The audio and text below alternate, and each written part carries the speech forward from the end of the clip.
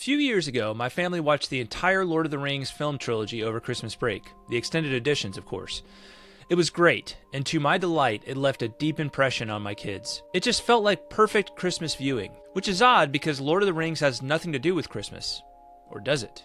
While The Lord of the Rings is certainly not a Christmas story in any straightforward sense, a deep dive into the writings of Tolkien yields a profound and surprising connection between Lord of the Rings and Christmas. Let's start off with something very basic. Frodo, Gandalf, Aragorn, and the rest of the Fellowship leave Rivendell at dusk on December 25th, which in later ages would be known as Christmas.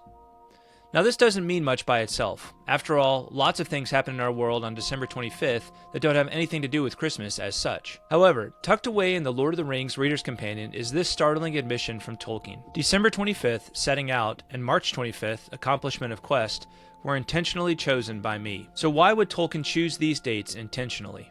Sauron's ring is destroyed on March 25th, accomplishing the quest of Frodo, and bringing the Dark Lord's power and tyranny to an end. Now why is the date March 25th so important that Tolkien would deliberately choose it for the Lord of the Rings climax? March 25th is celebrated by many Christians, including Roman Catholics like Tolkien, as the Feast of the Annunciation, when the angel Gabriel appeared to the Virgin Mary. When Mary consents to God's plan for her, she is overshadowed by the Holy Spirit and conceives the Christ child. This event is known in Christian theology as the Incarnation, when the Son of God became man.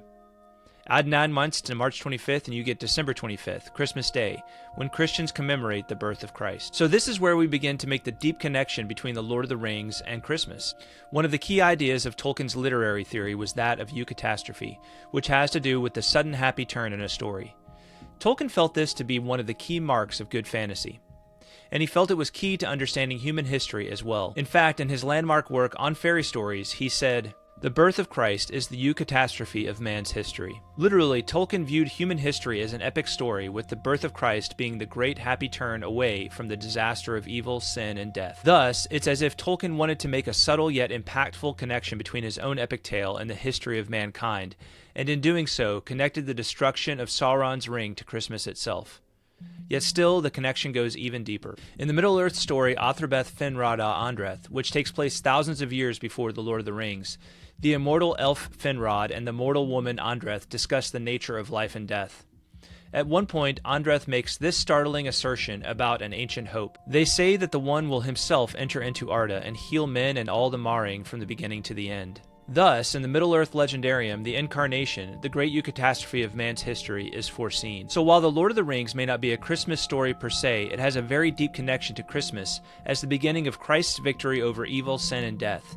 So much so that Tolkien seems to have felt it necessary to plant little nods for the knowing within the story's plot. Of course, this all goes hand in hand with Tolkien's startling admission. The Lord of the Rings is of course a fundamentally religious and Catholic work. Unconsciously so at first, but consciously in the revision. To borrow a phrase from Samwise Gamgee, because of the Christ child, everything sad will indeed come untrue. Thanks for watching and have a Merry Christmas, and until next time, the road goes ever on.